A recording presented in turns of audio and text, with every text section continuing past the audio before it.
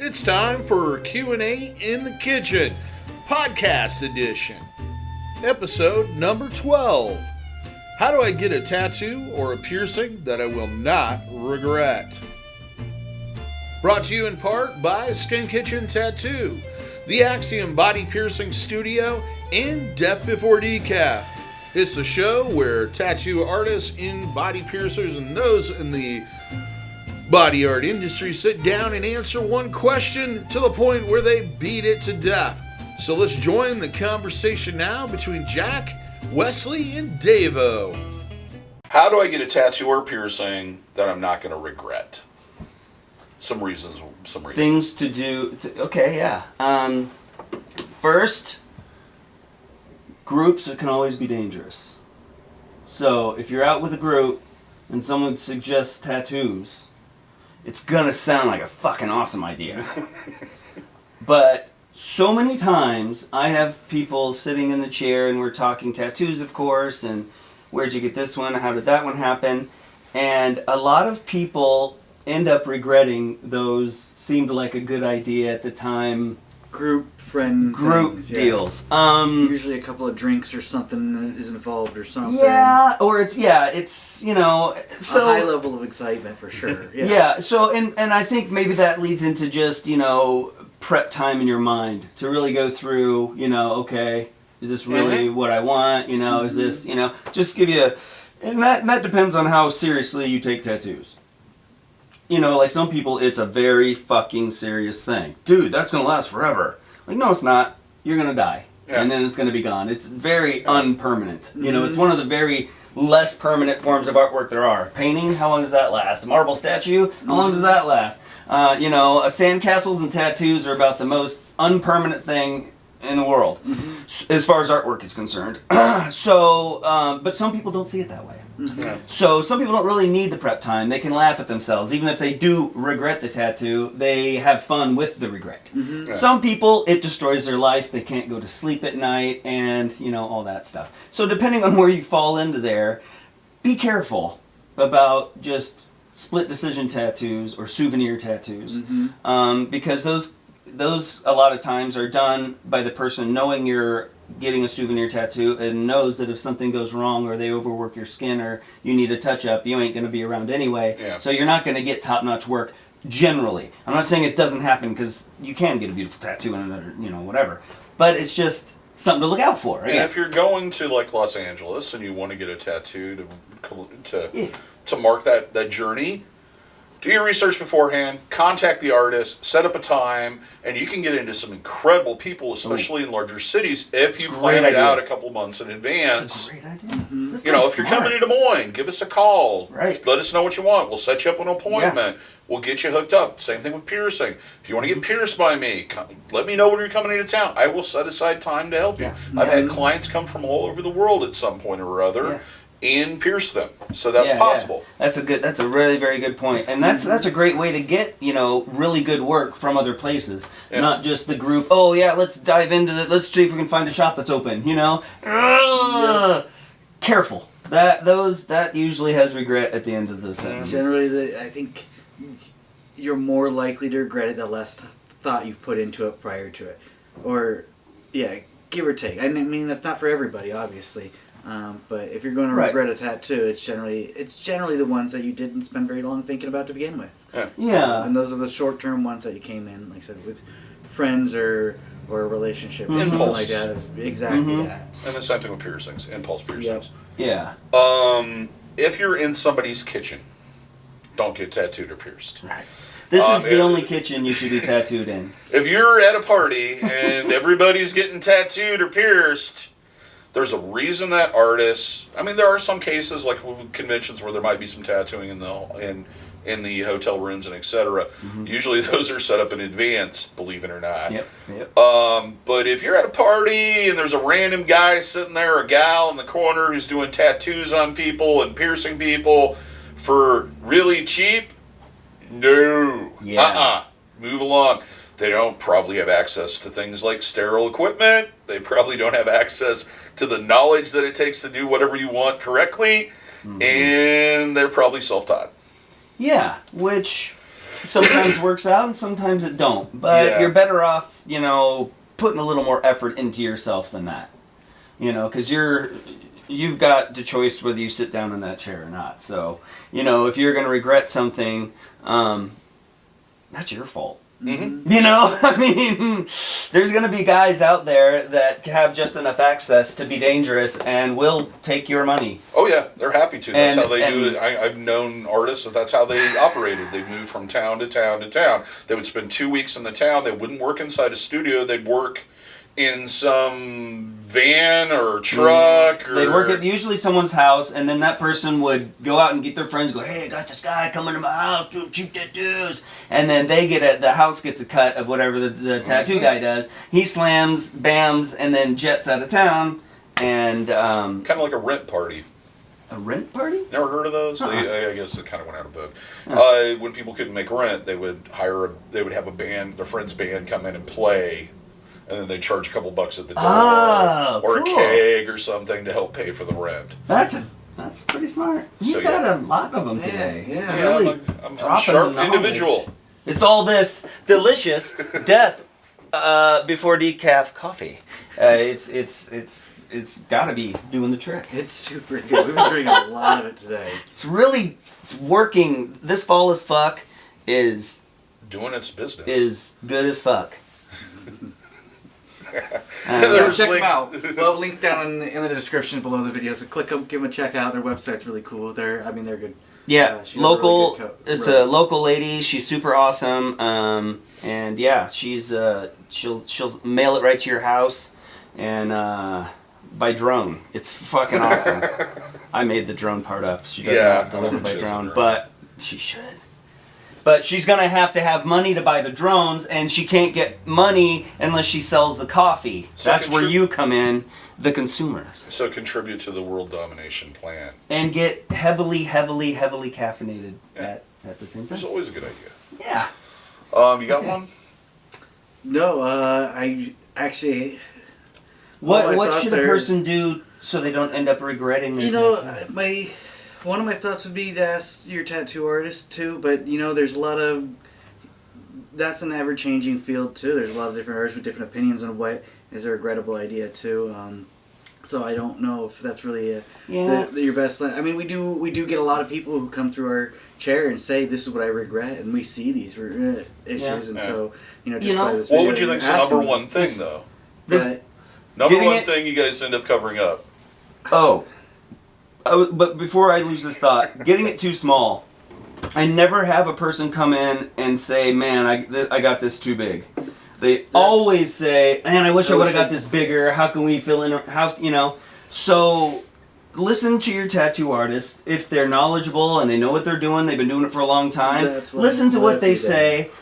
They've got usually they've been spending a lot more time thinking about how artwork looks on the body as a piece of artwork on the body, more than just what that tattoo looks like. So proportioning and stuff on the body is important. If you're only wanting a tattoo so big, but you want it on your back, or right here, there maybe is a better spot for that. Plus, you can get the larger the design, the more detail you can get into it. Absolutely. And some designs need that detail, or otherwise, after about 20 or 30 years, it looks like you have a quarter on your hand. Yeah. Or yeah. on your arm. Yep, and yeah, that's what when I ask people, I go, well, how much of your skin do you want to dedicate to this idea? Yeah. How much of your skin do you want to give this tattoo, basically? How much presence do you want it to have? Is it kind of a memento? This reminds me of my grandma. I don't want it to define me, but it's something I just want to keep as a keepsake for me. Yeah. Well, then that probably falls in that beer coaster, smaller type size, and somewhere to be tucked away. No, I want, I want this, my whole upper arm, blah, blah, blah. So, listening to the artist about how your idea works in a tattoo on the body, or works as a tattoo, is important. Not only with size, but, placement and how it works with the body. So, I hear people complain about that. I wish I would have got it bigger, or, something like that. So, I think if you go to a knowledgeable artist who is doing it for a while, and like I said, is in the mindset of placing artwork on a human body, that's what they do, and you're getting a piece of artwork on your human body, listen to them and take into account that knowledge that they have and maybe that way of thinking they have that maybe you hadn't, and take that into account because maybe they know what they're talking about and might save you from being the one that goes, man, I got this too small, or man, I got this right in the middle of my arm and now what the fuck do I do with it, kind of thing, and that might save you some regret. Names. Yeah. Partners' names. I always tell people when they ask me, it's like, get something that symbolizes that person. I have tattoos on myself that symbolize important partners I had when I was younger that I've had my first couple of attachments to. Their names are not on there. No one else is going to know about it. And the thing with names is you may still have, like, you want to look back on that part of your life, and that was a good experience, even though it maybe ended badly. Even ending badly was part of your personal growth. But every single partner you have for the rest of your life is going to hound you to get that changed. They're going to be like, you have that other woman or that other man's name or that other whatever on you, and they are just going to pound that into your head over and over and over again, and you will lose sleep over it. So, I think DaVo's being a little dramatic because I have my ex-wife's name on my wrist, and I've had it since we were married, and we were married 10 plus years, together for 13, but I haven't been married to her for 10, I think. But anyway, God, I'm old. But when I got it, I didn't get it for her. I didn't get it to prove anything to her. I didn't get it to surprise her. I didn't get it for her at all. I got it for me, and I know that humans don't stay together forever. Yeah. And because I was a tattoo artist when I got it, so I'm not an alien to the idea of getting names is bad and all that. But at that point, I had already gone through so much in my life and had such incredible life-defining moments and things with this woman that whether she was with me for the rest of my life or not, she had a spot in my no matter how long I lived. That's what I tell people generally. She's part of your life. Right. She made a, so there's the important part. Was this a 6 months relationship or a 6-year relationship sort of thing? Or a 60-year relationship, longer or whatever? Well, the important part is, are you doing it for yourself? Right. Or are you doing it for them? And that's why this, and think about this. Most of the time when someone comes in and gets someone's name, it's either it's puppy love. It's that first little flush of, oh my God, they are awesome and they like me back. Woo! And then you start realizing that they're a human and they kind of suck a lot like normal humans and all that stuff. And then you start regretting it. And, or two, you're on the outs with the old lady because you really fucked up and you got to do something to prove that you are in this thing to win it, baby. And you're so sorry and you're never going to do it again. Look, I got your name.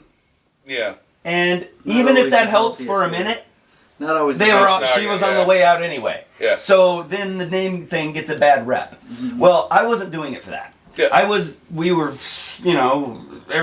I got it for me, and I have had one ex-girlfriend hassle me about it. Yeah. But that just shows insecurity to me. Yeah. And I've thought about it with myself too, with a woman. If a woman had, John on her wrist or something. Now, if it was kind of the same deal, and she was heavily tattooed, and it just kind of was there, and understood that, especially because I've had some in my life that even though I'm not with them, I still respect them and I know them as a good person.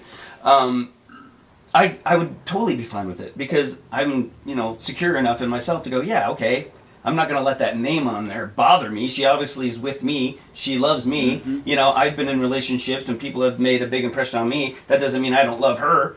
Just the same way she, So it depends on the person, I mean. But I think we've established it. You got to do it for yourself. Yes, exactly. And the other thing is you got to be willing to go, okay, when I do meet someone else, if we break up, to be able to explain what has happened and why that person's important to you in a way that doesn't sound negative.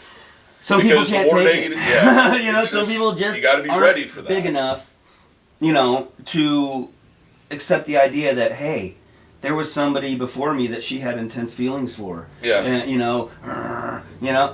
of course. But she's you learn awesome. a lot. Of course someone's going to fucking fall in love with this person. You did, Yeah. So, I don't know. And the other advantage is it's one more way you can find those red flags earlier. If they're really insecure because you have a tattoo absolutely. That's a of good a girl point. It's like or a a guy test. that you dated 20 years ago, then there's going to be other problems. Name tattooed on me then. Right? Oh, that's a good idea. All right, let's make We've that a convinced thing. them. Regrettable Get a tattoo. random girl's name on you, just to see how secure the person you're getting with is There with you go. themselves. That's funny. If that bugs them, they're fucking insecure little bitches. Yep. If they can't take that someone, that you cared for someone, what the fuck? Yeah. That's a little fucking weird, man. So that's a good idea. Yeah, we should funny. run a random. Okay, here it is. We're running a special, and this is off the top of my head. We'll do $50 names, but we get to pick the name. Fair enough. Right? Fair enough. Yeah. And you have to report back every 6 months and be in the dating pool, so that we know whether or not it affects your ability to find. Some check-ins would be nice to let Yeah. us know how it's going. I think we start a little website of the Yep. fake name army or something. I don't know. And funny. and then they can all check in. And you know what'll happen?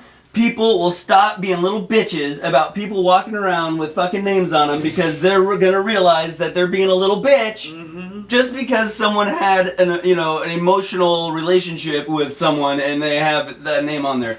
I like it. Watch for this. Right? Yes. New trend we're starting. If we didn't have the ringer off on the phone, it'd be going off right now. Another one for me is symbols that make sure the symbol represents you. Yeah. A lot of people get brand tattoos or band tattoos.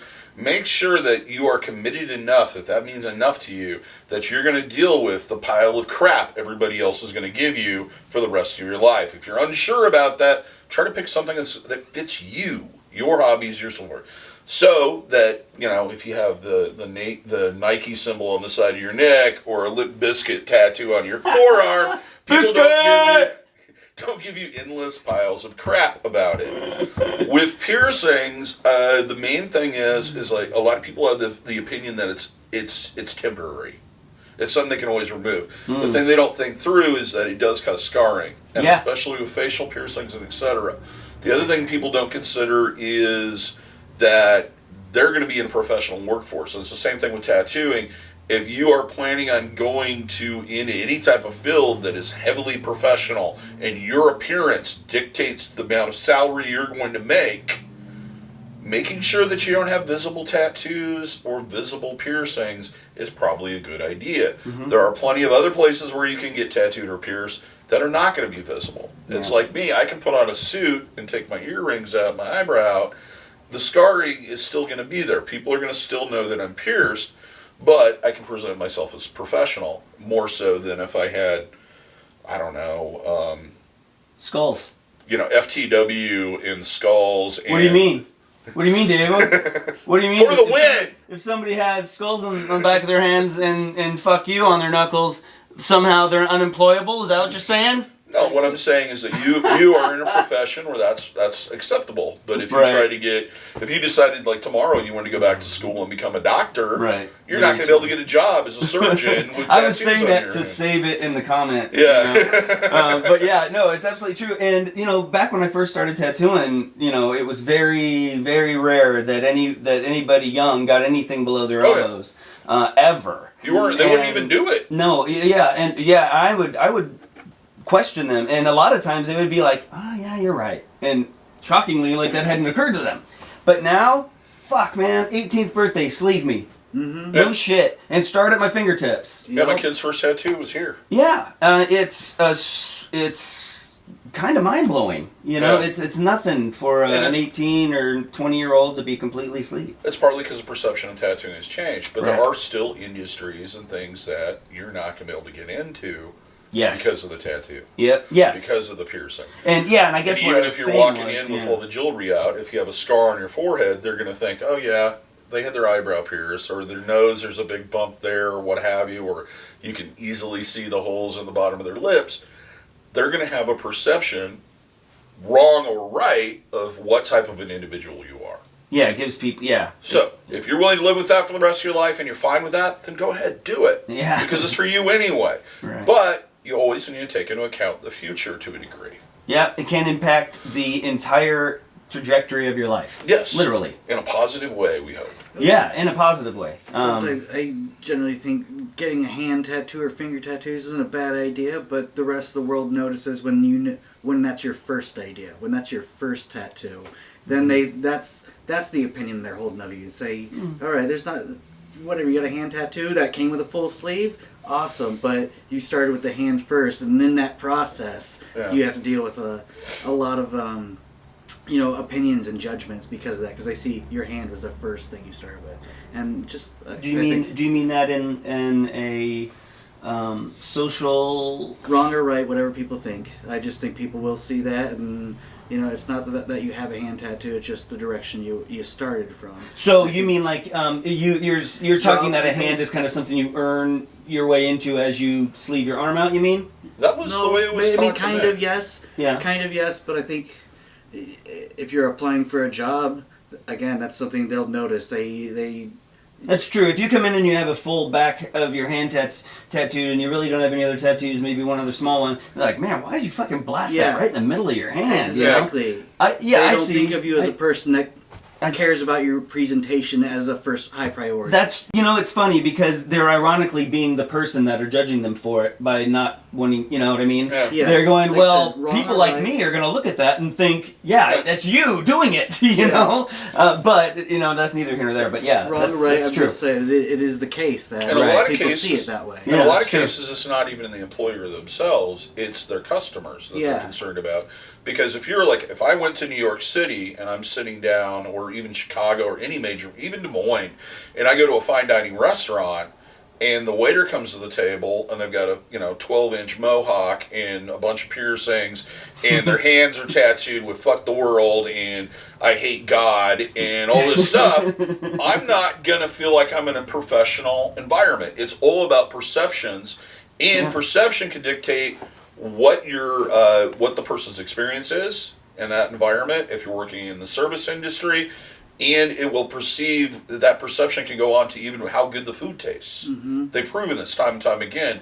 Of if you bring something out on a plate and it's piled 20 feet high and there's only like 2 ounces of meat there, people think it tastes great just by the perception of how it looks and how it's presented. And when employers are looking at things, even in the service industry, because everybody seems to think that's the fallback, unless you plan on washing dishes for the rest of your life and being a line cook, which is 2 terrible jobs to have for a long period of time, in my opinion. Some people love it.